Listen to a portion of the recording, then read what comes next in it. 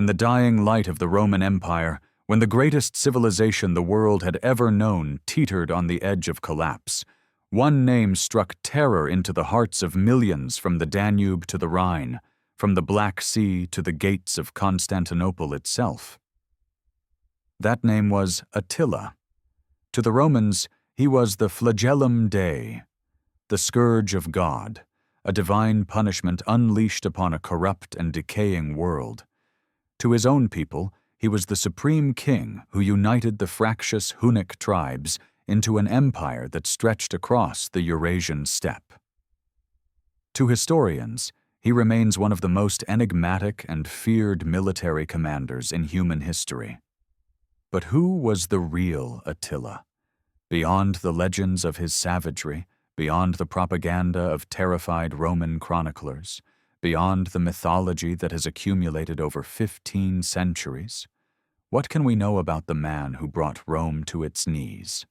This is the story of Attila the Hun, not the cartoon villain of popular imagination, but the shrewd political operator, brilliant military strategist, and complex ruler who transformed the Huns from scattered nomadic raiders into an empire that challenged Rome itself. The world before Attila. Rome's twilight and the Hunnic dawn. To understand Attila, we must first understand the world he was born into. The early 5th century CE was a time of profound transformation and crisis. The Roman Empire, which had dominated the Mediterranean world for 5 centuries, was splitting apart at the seams. Since 395 CE, the empire had been permanently divided into eastern and western halves, each with its own emperor, court, and increasingly divergent destiny. The Western Roman Empire, ruled from Ravenna, Rome itself had become too vulnerable, was a shadow of its former self. Germanic tribes, Goths, Vandals, Burgundians, Franks, had penetrated deep into imperial territory, some as federates nominally serving Rome, others as conquerors carving out their own kingdoms. The Western army was increasingly composed of these same Germanic warriors, and real power often resided not with the emperor, but with the generalissimo who commanded the troops. The Eastern Roman Empire, centered on the magnificent city of Constantinople, was wealthier and more stable, but it too faced constant pressure from barbarian peoples along its lengthy frontiers. Into this fractured world had come the Huns, first appearing in European sources around 370 CE. These nomadic warriors from the Central Asian steppes had crossed the Volga River and fallen upon the Gothic kingdoms north of the Black Sea with devastating effect. The Huns were unlike anything the Romans or their Germanic neighbors had encountered before. They were superb horsemen who seemed to live in the saddle, capable of covering vast distances at speeds that left their enemies bewildered. Their composite bows, made of wood, sinew, and horn, could outrange any weapon in the Roman arsenal. They fought in a fluid, mobile style that contrasted sharply with the set-piece battles preferred by Roman and Germanic armies. The Gothic kingdoms collapsed before the Hunnic onslaught. Thousands of Gothic refugees fled across the Danube into Roman territory, setting off a chain of events that would culminate in the catastrophic Roman defeat at Adrianople in 378 CE, where Emperor Valens himself was killed. The Huns had announced their arrival on the European stage in blood and fire, but for the next several decades, the Hunnic threat remained diffuse. The Huns were organized into multiple tribes under various chieftains, united only loosely, if at all. They raided both Roman empires and extracted tribute, but they lacked the centralized leadership necessary to pose an existential threat. They were a problem, a pressure point, but not yet a catastrophe. That would change with the rise of Attila. The rise of a king. Attila's path to power. Attila was born around 406 CE, though the exact date remains uncertain.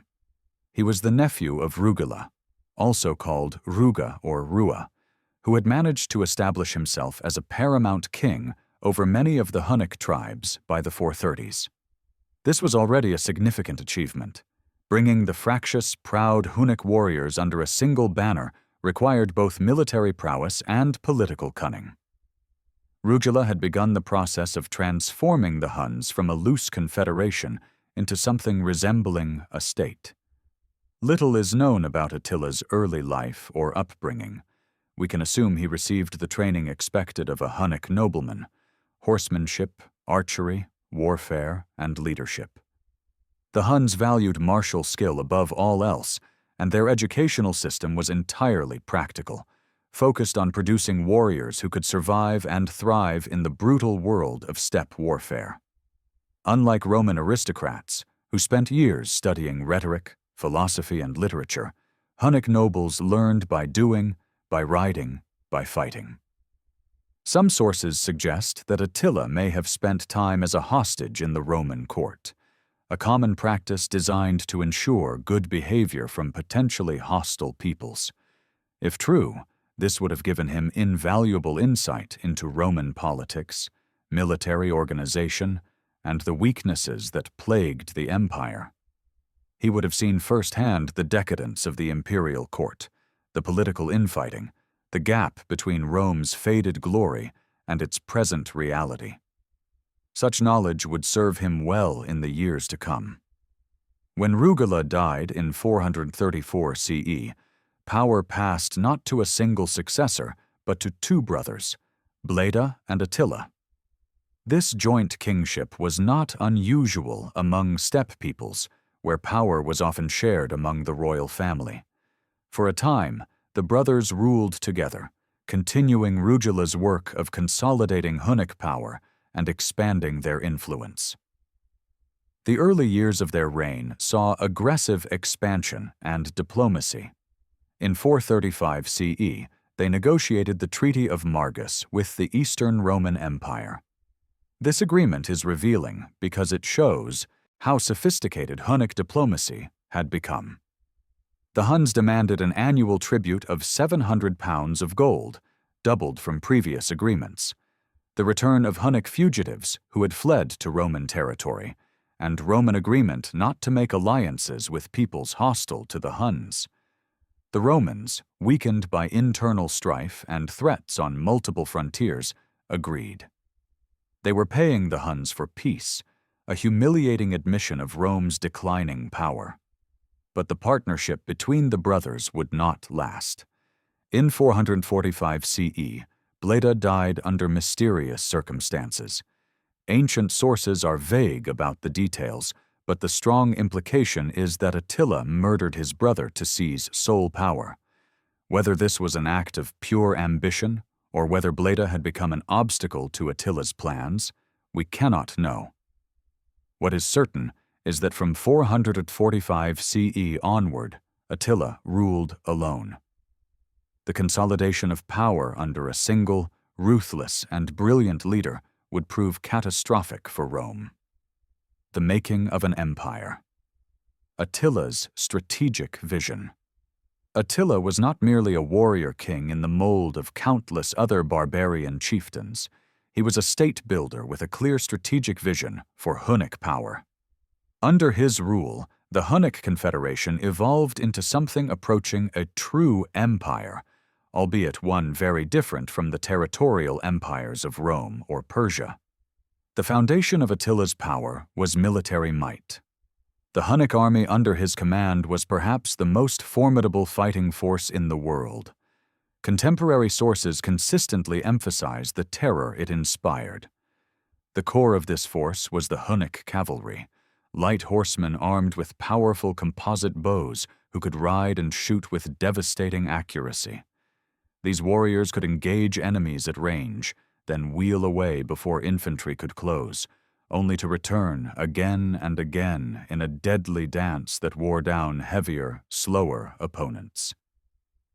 But Attila understood that the Huns alone, perhaps numbering only in the tens of thousands of fighting men, could not sustain an empire.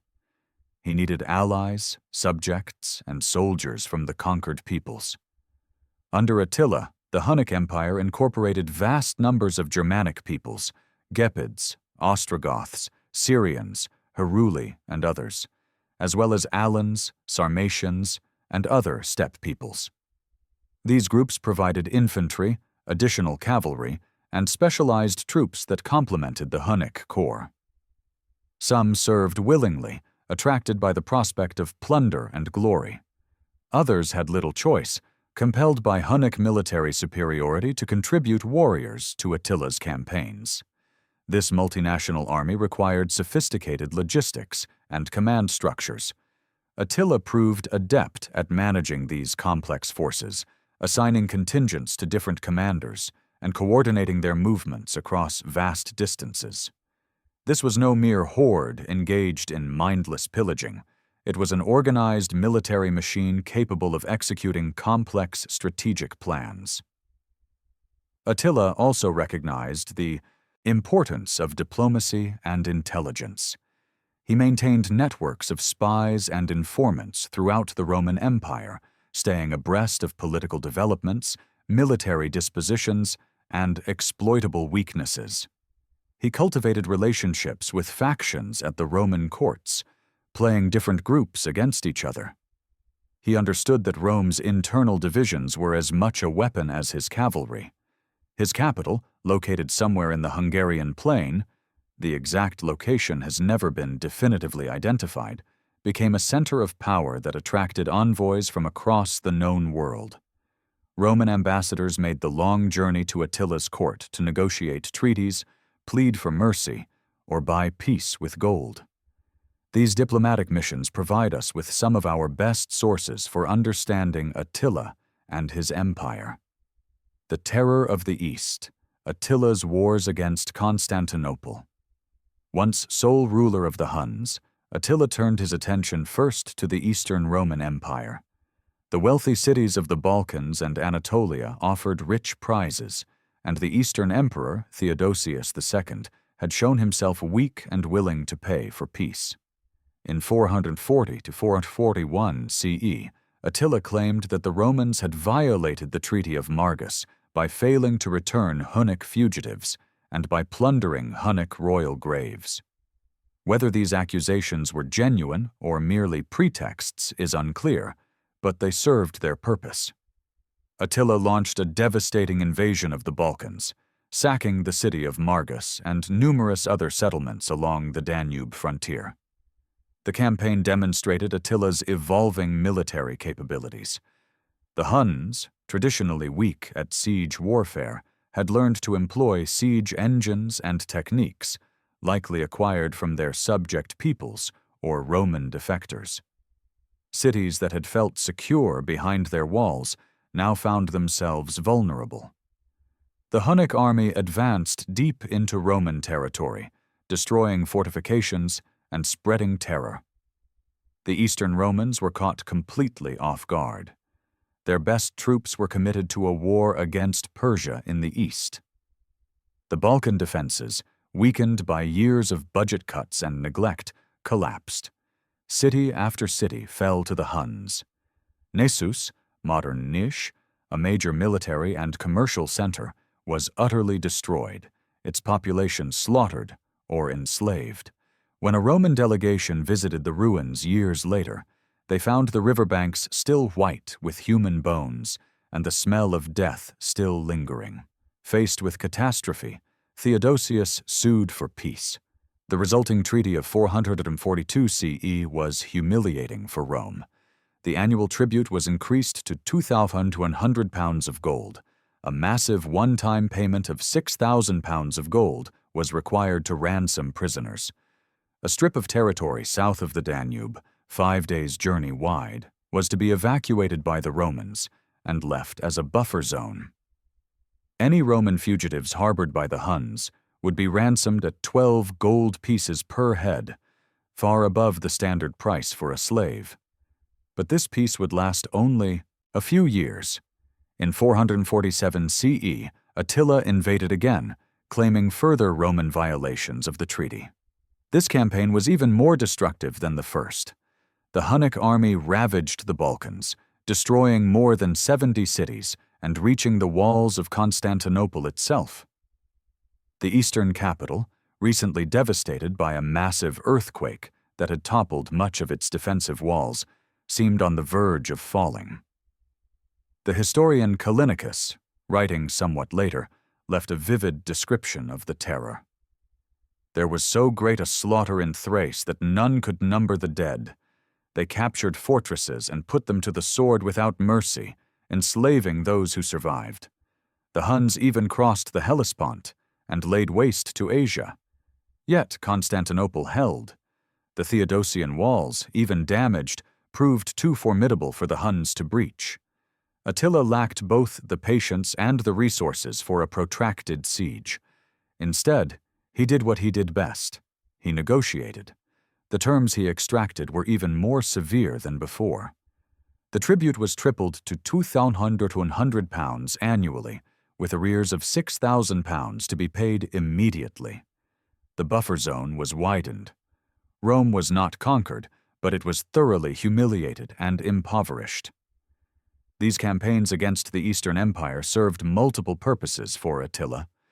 They enriched his treasury and his warriors with plunder, maintaining their loyalty and fighting spirit. They demonstrated his power to potential rivals and subject peoples, and they kept Rome off balance, unable to interfere with his other plans. But by 450 CE, Attila had extracted perhaps as much as he could from the east. Constantinople was impoverished, its will to resist demonstrated by its massive walls. The Eastern Empire, under Theodosius's successor, Marcian, was signaling that it would pay no more tribute.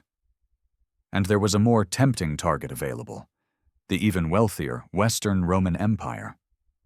The Western Campaign, Gaul, and the Catalonian Plains. The decision to invade the Western Empire in 451 CE was a turning point in Attila's career and in European history. The exact motivations for this campaign have been debated by historians for centuries. The ancient sources provide a dramatic but likely embellished explanation involving Honoria, sister of the Western Emperor Valentinian III. According to this account, Honoria, facing an unwanted marriage to a Roman senator, had sent her ring to Attila along with a plea for help. Attila, displaying either remarkable opportunism or genuine romantic interest, the former seems far more likely, interpreted this as a marriage proposal and demanded half the Western Empire as a dowry. When Valentinian refused, Attila had his pretext for war. More prosaic but probably more accurate explanations exist. The Western Empire, while politically weaker than the East, was still immensely wealthy, particularly Gaul, which had escaped the worst ravages of barbarian invasion. Attila may have calculated that the West, divided among competing Germanic kingdoms and unable to field the armies that had once conquered the known world, represented an easier target than the fortress city of Constantinople. There was also the matter of the Visigoths. This powerful Germanic people had established a kingdom in southern Gaul and Spain, theoretically as federates of Rome, but in practice as an independent power. Attila may have seen them as rivals for dominance over the western territories, and as a threat that needed to be eliminated or at least humbled. In the spring of 451 CE, Attila assembled what may have been the largest army he ever commanded. Ancient sources provide impossibly high numbers, 500,000 or more, but modern estimates suggest perhaps 50,000 to 100,000 warriors, including Huns and their various subject peoples. This enormous force crossed the Rhine and struck deep into Gaul. The campaign began with characteristic Hunnic speed and violence. Cities fell or opened their gates in terror. Metz was sacked, its bishop Lupus supposedly carried away as a captive. Attila's army advanced westward, seemingly unstoppable, until it reached Aurelianum, modern Orleans, a key strategic city on the Loire River. But here, for the first time, Attila encountered serious resistance. The Roman general Flavius Aetius, perhaps the last great military commander the Western Empire would produce, had been assembling a coalition army. Aetius was himself a fascinating figure who had spent time as a hostage among the Huns in his youth and supposedly had been a friend of Attila. He understood the Hunnic way of war better than perhaps any other Roman commander. Aetius's army was a true coalition of the desperate: Roman soldiers, Frankish warriors, Burgundians, and critically, a large contingent of Visigoths under their king Theodoric I. The old hatreds between Rome and the Visigoths were set aside in the face of the common threat. As Aetius supposedly said, "The Huns threaten us all." When Attila learned that this relief army was approaching, he lifted the siege of Aurelianum and began to withdraw. Whether this was a tactical retreat or a strategic decision to find better ground for battle is unclear. What is certain is that the two armies met somewhere on the Catalonian plains, also called the Battle of Chalons, in one of the most significant battles in European history. The exact location of the battle remains disputed, with various sites in northeastern France proposed. The date is also uncertain, though sometime in June 451 CE is most likely. What we know comes primarily from the Gothic historian Jordanes, writing a century later, and his account, while dramatic, must be treated with caution. According to Jordanes, the battle was incredibly fierce.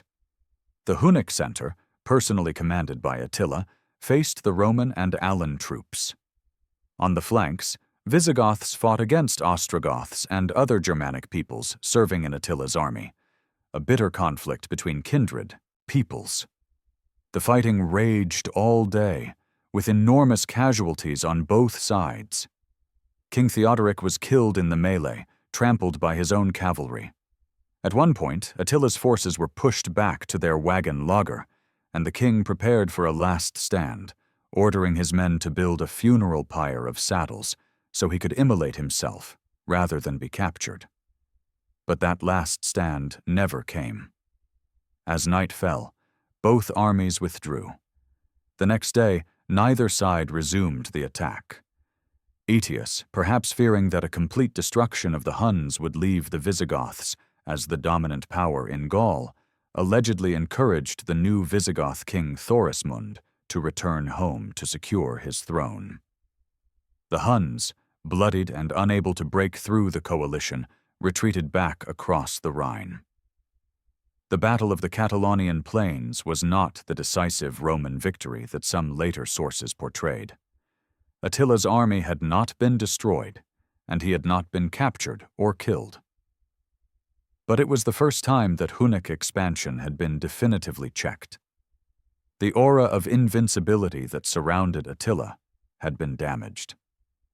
And his dream of conquering Gaul and establishing Hunnic dominance over the Western Empire had been thwarted. Yet Attila was not finished with Rome. The invasion of Italy. Rome at the brink. In 452 CE, Attila launched his most audacious campaign yet, an invasion of Italy itself, the heartland of the Western Empire. If he could not conquer Gaul, he would strike at Rome where it would hurt most. The Hunnic army crossed the Julian Alps and descended into the fertile plains of northern Italy. The initial resistance was minimal. The city of Aquileia, a wealthy commercial center and key to the defense of northeastern Italy, held out for several months in a determined siege, but eventually fell. According to legend, Attila was about to abandon the siege when he noticed storks carrying their young away from the city's towers, which he interpreted as an omen that the city was doomed. Whether true or not, Aquileia was indeed taken, and so thoroughly destroyed that it never fully recovered. Today, nothing remains of its former grandeur. From Aquileia, the Huns fanned out across northern Italy. Cities fell in quick succession: Patavium, Padua, Vaechatia, Vicenza, Verona, Brixia, Brescia, Mediolanum, Milan. The great city of Milan, which had often served as an imperial capital, was captured and plundered.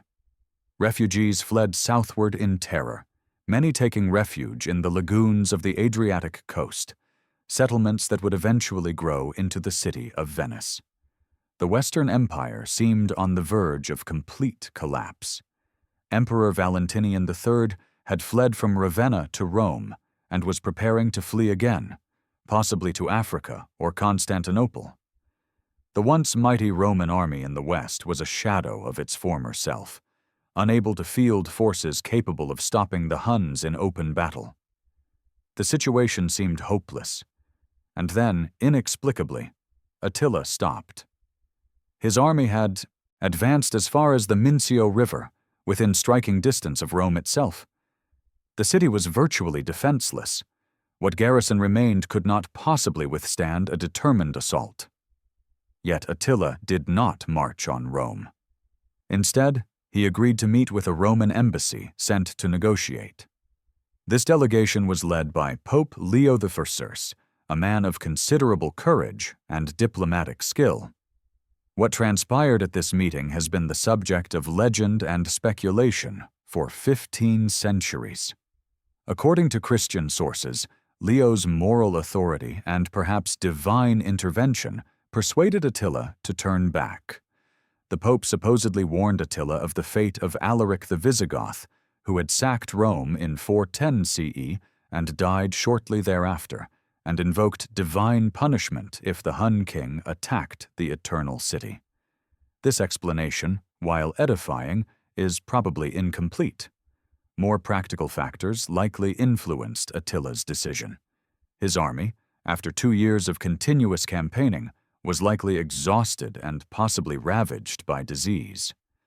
Plague or malaria may have been spreading through the Hunnic camp. Several sources mention disease as a factor. Aetius, though unable to confront Attila directly, was gathering forces that could threaten Hunnic supply lines or attack while the Huns were weakened. And there was news from the Eastern Empire. Marcian, the Eastern Emperor, had sent troops across the Danube to raid Hunnic territories while Attila was occupied in Italy. Faced with diminishing returns, a diseased army, and threats to his homeland, Attila made the pragmatic choice. He accepted a payment of tribute, extracted promises that Honoria's marriage offer would be reconsidered, a face-saving claim that was almost certainly never seriously pursued, and withdrew from Italy. Rome had been spared, but only just. Death of a conqueror. The end of an era. Attila returned to his capital on the Hungarian plain in the autumn of 452 CE.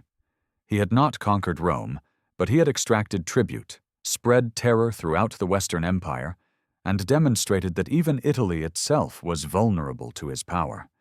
His empire stretched from the Caucasus to the Rhine, from the Baltic to the Danube. Subject peoples paid him tribute, and the Roman emperors treated him as an equal or even a superior.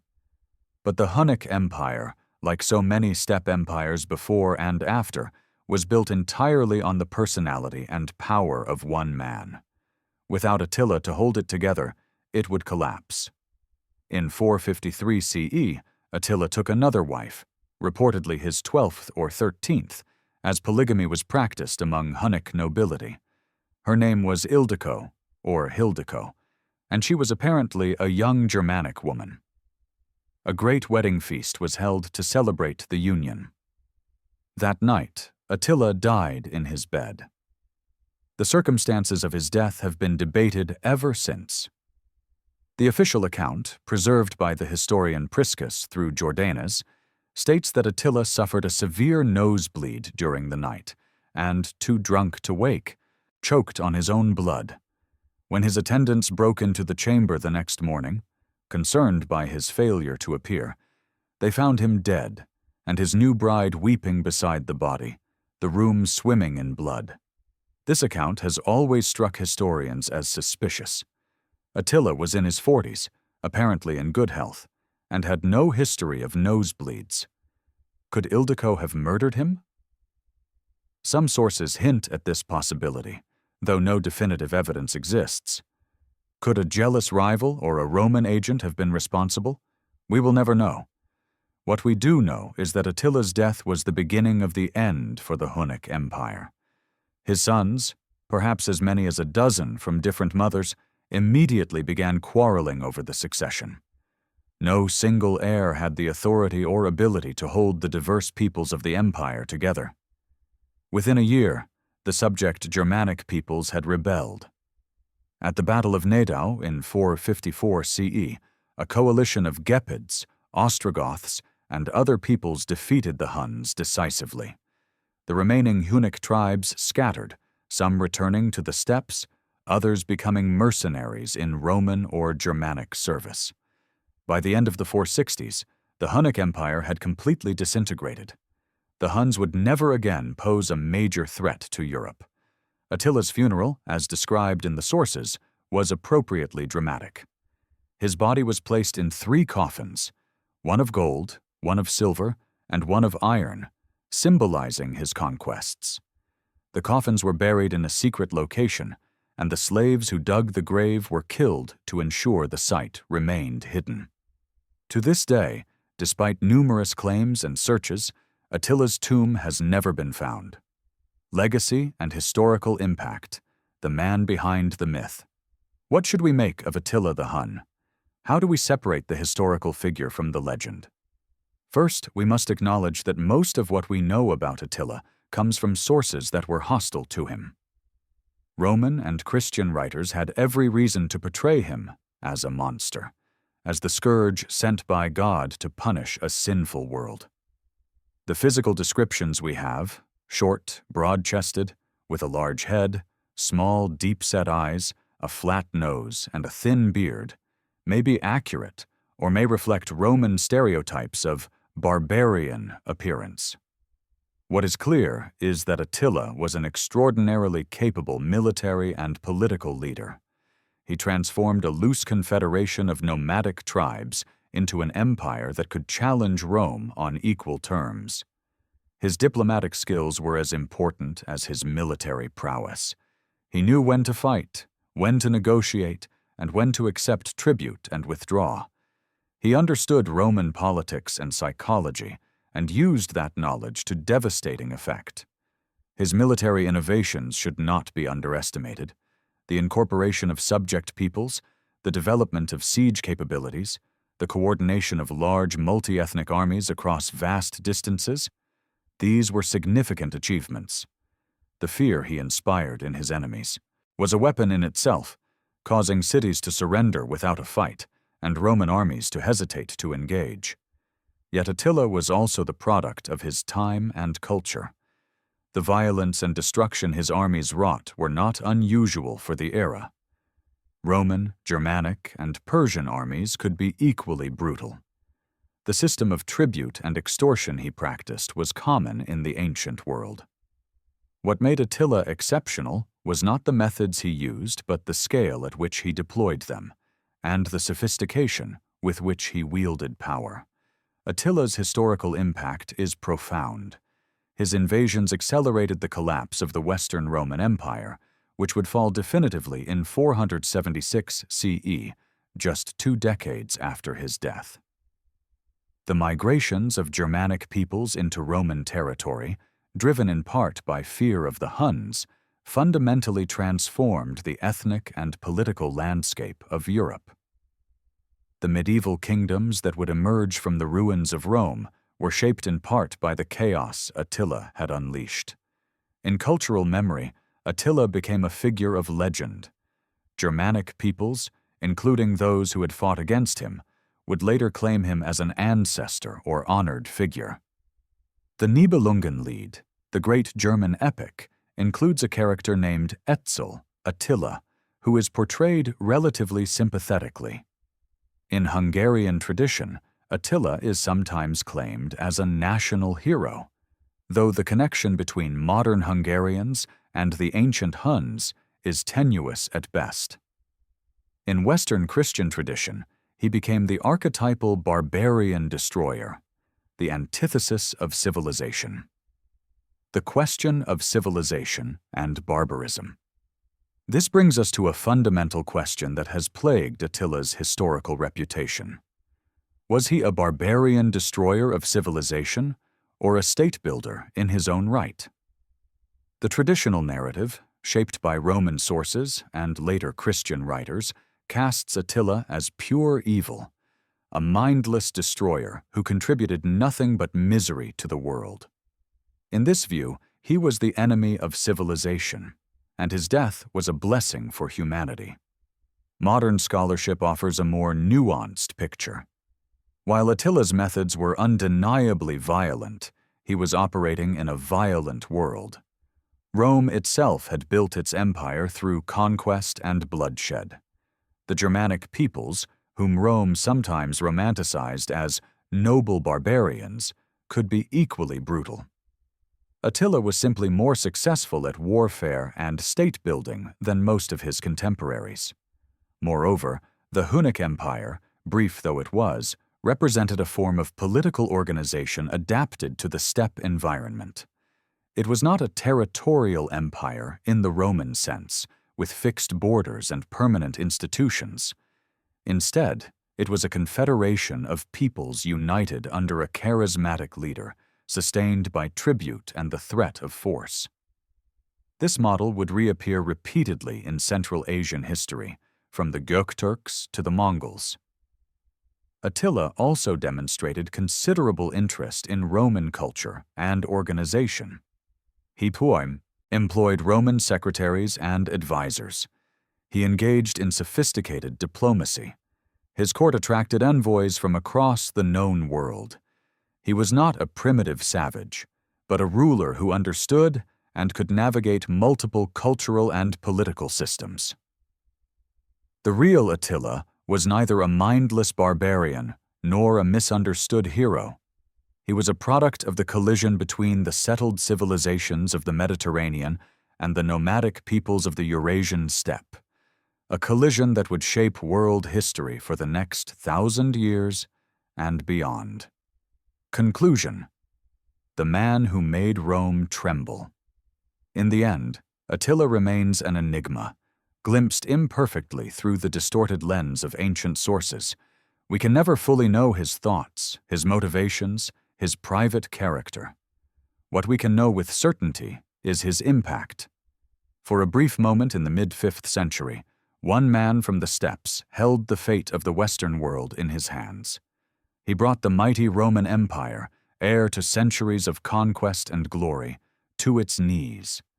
He extracted tribute from emperors, sacked cities, and spread terror from Constantinople to the Atlantic. When he died, unexpectedly and mysteriously, in his bed on a wedding night, the entire political landscape of Europe breathed a collective sigh of relief. The Western Roman Empire would outlive Attila by only 23 years. When it fell in 476 CE, the world that had seemed eternal, the world of Roman law, Latin literature, Mediterranean unity, came to an end. The Middle Ages, with their castles and knights, feudalism and fragmentation, were beginning. Attila did not single-handedly cause this transformation, but his campaigns were a catalyst, accelerating processes already underway and demonstrating beyond doubt that Rome's day was done. 15 centuries later, the name Attila still resonates. It has become synonymous with ruthless conquest and existential threat. When we speak of someone as Attila the Hun, we invoke an image of pitiless ambition and overwhelming force. The real man behind the myth was more complex, a brilliant strategist, a skilled diplomat, a unifier of peoples, and yes, a bringer of destruction on an epic scale. He was, above all, the one man who made Rome tremble. And in the dying light of antiquity, that made him the most feared man in the world. The Roman poet Sidonius Apollinaris, writing shortly after Attila's death, captured something essential about him. He was a lover of war, yet restrained in action, mighty in counsel, gracious to suppliants, and lenient to those who were once received into his protection. A man born into the world to shake the nations, the scourge of all lands. Scourge of all lands, indeed, but also king, diplomat, empire builder, and the last great challenge to Roman supremacy. The real Attila the Hun was all of these things. And that is what made him so extraordinary, so terrifying, and so unforgettable.